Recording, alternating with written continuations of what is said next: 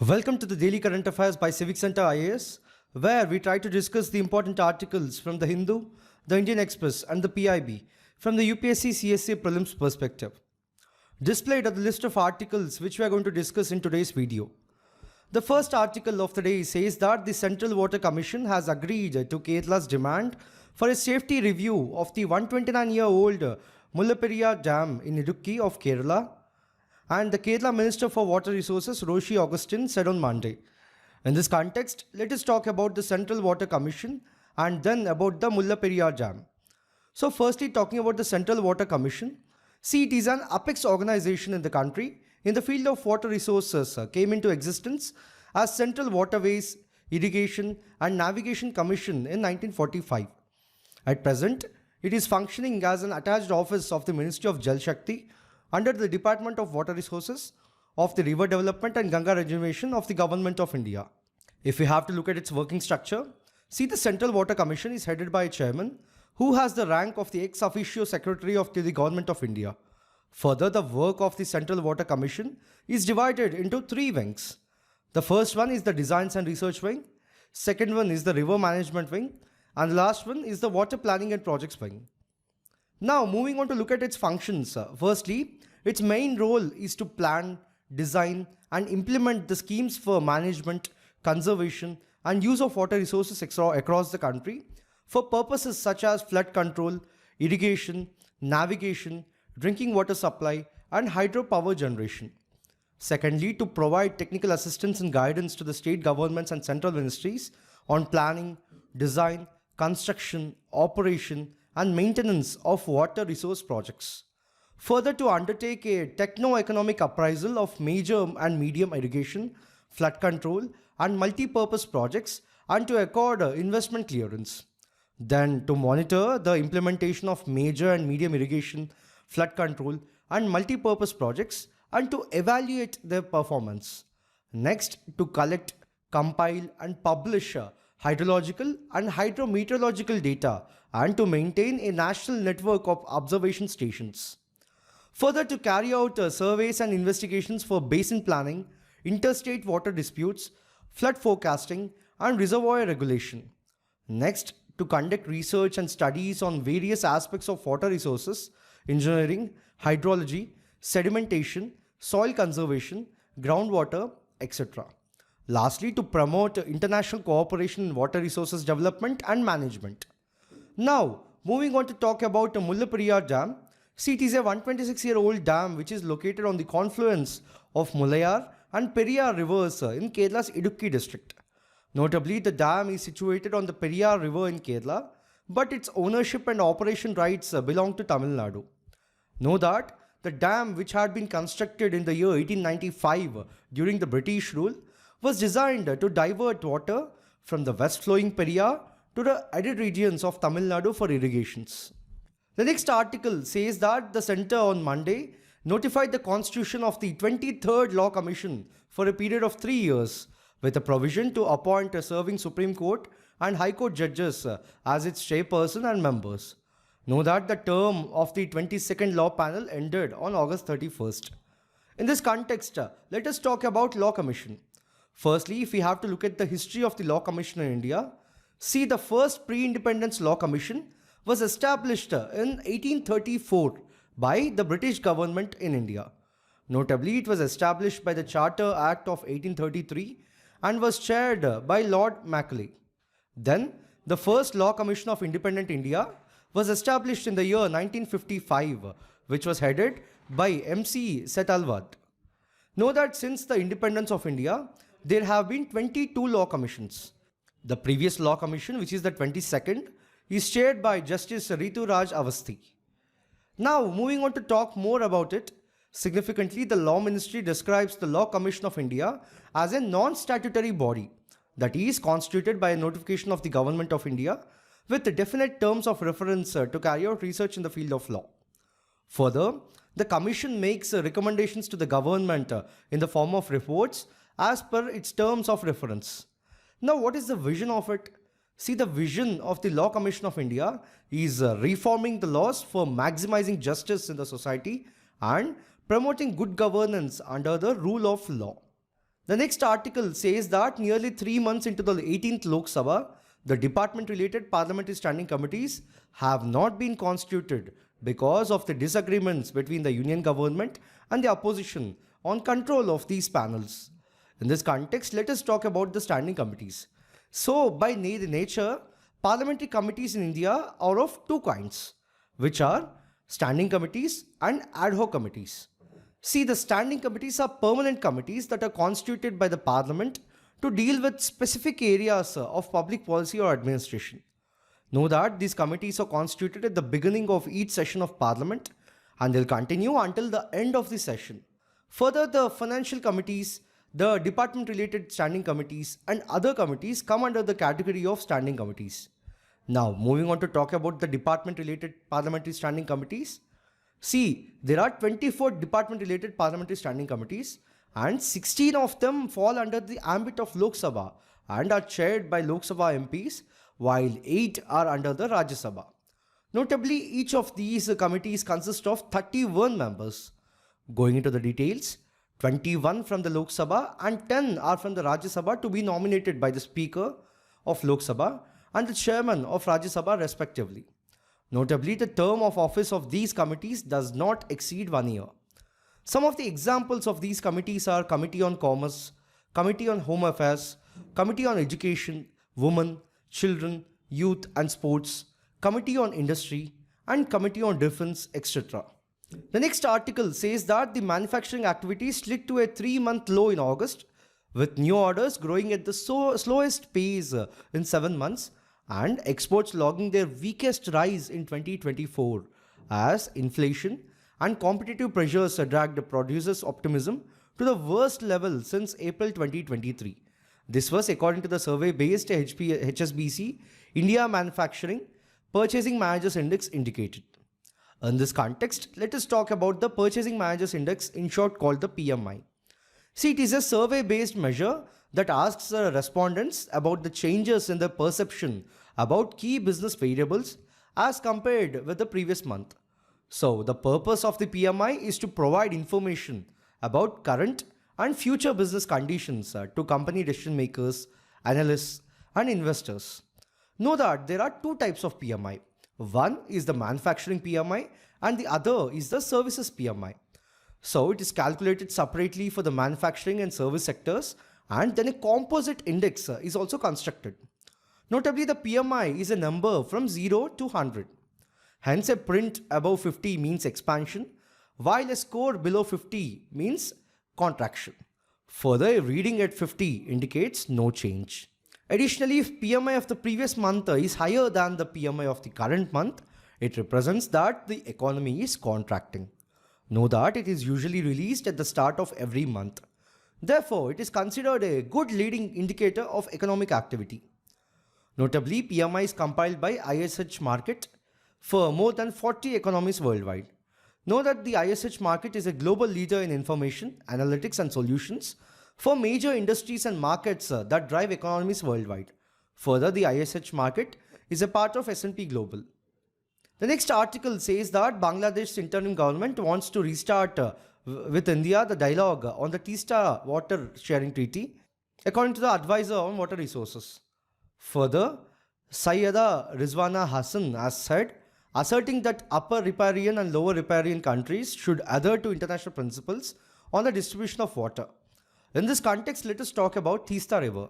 See, the Teesta River is a tributary of Brahmaputra, which is known as Jamuna in Bangladesh, following through India and Bangladesh.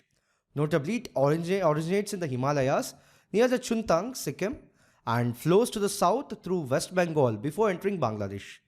So, originally the river continued southward to empty directly into the Padma River, which is the main channel of Ganga in Bangladesh, but around 1787, the river changed its course to flow eastward to join the Jamuna River. Significantly, the Teesta Barrage Dam helps to provide irrigation for the plains between Upper Padma and the Jamuna. The next article says that, indicating the flipping behavior of the investors, about 54% of the IPO shares allotted to investors were sold within a week from listing, according to the Securities and Exchange Board of India's SEBI study. In this context, let us talk about initial public offerings, in short called the IPO. See, the IPO is a type of issue where an unlisted company raises the capital by making a fresh issue of securities or offering its existing securities for sale to the public for the first time. Now, who is allowed to invest in an IPO? Firstly, qualified institutional buyers is a category of investors that includes foreign portfolio investors, mutual funds, commercial banks, insurance companies, pension funds, etc. Further, the qualified institutional buyers are those institutional investors who are generally perceived to possess expertise and the financial capacities to evaluate and invest in the capital markets. Then, where do the proceeds of the IPO go? See, if the issue raises fresh capital, the proceeds of the IPO go to the company and can be utilized for future growth, expansion, debt reduction, etc. But if the issue involves offer for sale by promoters or existing investors, then the money goes to them and not to the company. The next article says that the National Database of Informal Sector Workers, eShram Portal, has crossed the 30 crore registrations milestone in a period of 3 years, according to the Labour Ministry. So, this achievement highlights the social impact and the government's commitment to support unorganized workers across the country, as per the Labour Ministry statement. In this context, let us talk about eShram Portal. See, the Ministry of Labour and Employment launched the eShram Portal on August 26th of 2021. Significantly, in 3 years since its launch, eShram has registered more than 30 crore unorganized workers. So, the government envisages to establish the eShram Portal as a one-stop solution for the country's unorganized workers. Know that the initiative aims to facilitate access of various social security schemes being implemented by different ministries or departments to unorganized workers through the eShram Portal. Further, it will serve as a facilitator to ensure seamless access of various government schemes to unorganized workers. Notably, a two-way integration of the Skill India Digital Hub and the eShram is also a focus area of One Stop One Solution project of the Ministry of Labour and Employment and is making a significant progress also. Hence, this integration will help eShram and set the registrants to seamlessly register on either portal and access the services being offered by these portals. The next article says that the Union Cabinet chaired by Prime Minister approved 7 schemes to improve farmers' lives and increase their income at a total outlay of 14,235.3 crore. In this context, let us have a brief look at the schemes. See, the first scheme is the Digital Agriculture Mission. See, based on the structure of the digital public infrastructure, the Digital Agriculture Mission will use technology for improving farmers' lives. Know that the mission has an outlay of 2,817 crore. Further, it comprises 2 foundational pillars. One is AgriStack, which includes Farmers Registry, Village Land Maps Registry, and Crop Zone Registry. And the other Krishi Decision Support System, which includes geospatial data, drought or flood monitoring, weather or satellite data, groundwater or water availability data, and lastly, modeling for crop yield and insurance. Further, the mission has provision for soil profile, digital crop estimation, digital yield modeling, connect for crop loan, modern technologies like AI and big data connect with buyers, and bring new knowledge on mobile phones. The next scheme is the Crop Science for Food and Nutritional Security with a total outlay of 3,979 crore. See, this initiative will prepare farmers for climate resilience and provide for food security by 2047. Further, it has the following pillars, which are firstly research and education, secondly plant genetic resource management, thirdly genetic improvement for food and fodder crop, then pulse and oilseed crop improvement, also improvement of commercial crops, and lastly research on insects, microbes, pollinators, etc. The third scheme is strengthening agriculture education, management and social sciences with a total outlay of 2,291 crores. Know that this measure will prepare agriculture students and researchers for current challenges and comprises the following aspects, which are firstly under the ICAR, then modernizing agri research and education, next in line with the New Education Policy 2020, further to use latest technology like digital DPI, AI, big data, remote, etc. And lastly includes natural farming and climate resilience. The next scheme is the Sustainable Livestock Health and Production with a total outlay of 1,702 crore. Significantly, the decision aims to increase farmers' income from livestock and dairy. Further, it comprises of animal health management and veterinary education, dairy production and technology development, animal genetic resource management, production and improvement, animal nutrition and small ruminant production and development. The next scheme is the Sustainable Development of Horticulture with a total outlay of 1,129.3 crore. Know that the measure is aimed at increasing farmers' income from horticulture plants. Further, it comprises of the following aspects like tropical, subtropical and temperate horticulture crops, root, tuber, bulbous and arid crops, vegetable, floriculture and mushroom crops. Lastly, plantation, spices, medicinal and aromatic plants. The last but one scheme is strengthening of Krishi Vigyan Kendra with an outlay of 1,202 crore. And lastly, Natural Resource Management Scheme with an outlay of 1,115 crore. The next article says that with the objective to develop a vibrant semiconductor ecosystem, the Union Cabinet chaired by the Prime Minister Shri Narendra Modi approved the proposal of KNS Semicon Private Limited to set up a semiconductor unit in Sanand of Gujarat. In this context, let us talk about the relevant aspects. See, firstly, let us talk about India's semiconductor mission. See, it is a specialized and independent business division within the Digital India Corporation. Significantly, it aims to build a vibrant semiconductor and display ecosystem to enable India's emergence as a global hub for electronics manufacturing and design. Envisioned to be led by the global experts in the semiconductor and display industry, ISM will serve as the nodal agency for efficient, coherent, and smooth implementation of the schemes. Now, what are the objectives of ISM? See, firstly, to formulate a comprehensive long-term strategy for developing sustainable semiconductor and display manufacturing facilities. Secondly, to facilitate the adoption of secure microelectronics and develop a trusted semiconductor supply chain. Thirdly, to enable the growth of Indian semiconductor design industry through support mechanisms for the startup. Then to promote indigenous intellectual property generation and facilitate a transfer of technologies. Further, to establish mechanisms to harness economies of scale and enable cutting-edge research in semiconductors. And lastly, to foster collaborations and partnership programs with national and international agencies, industries, and institutions. Now, moving on to talk about the Semicon India program. See, it aims to provide attractive incentive support to companies or consortia that are engaged in silicon semiconductor fabs, display fabs, compound semiconductors, silicon photonics, sensors fabs, semiconductor packaging, and semiconductor design. Further, the program will give an impetus to the semiconductor and display manufacturing by facilitating capital support and technological collaborations. Now, if we have to talk in the present context, a new semiconductor unit with a 3,300 crore rupees investment and a daily capacity of 60 lakh chips will support various applications including industrial, automotive and consumer electronics.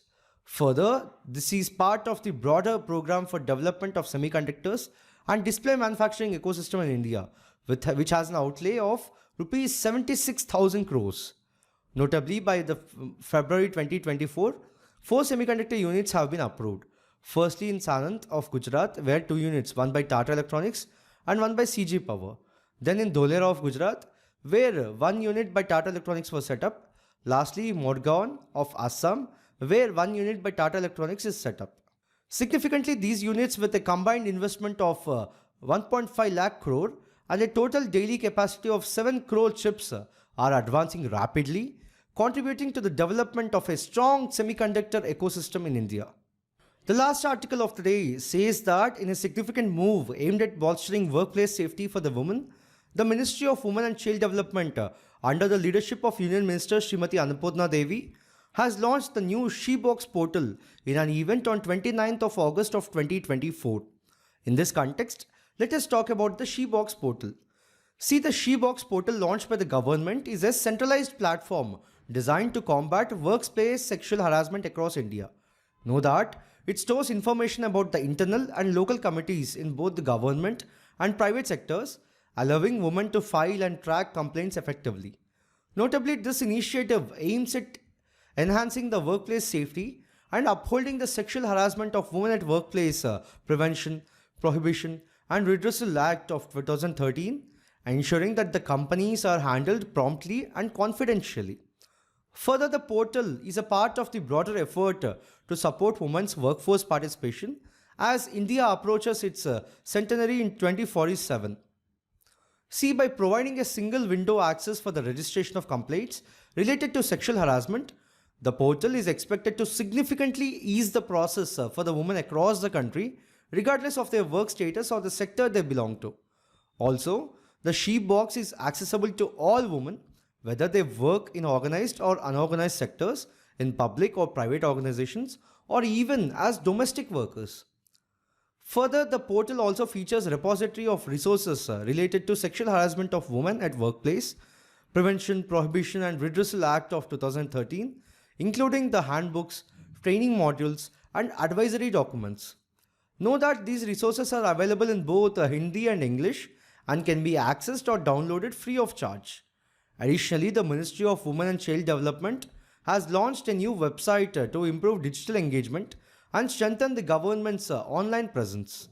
Lastly, the portal also includes videos aimed at raising awareness about the Act and its provisions. So, in this video, we have discussed 10 articles in total from today's Hindu, Indian Express and the PIB. From the UPSC CSC prelims perspective, we'll be back again with another video tomorrow. Thank you.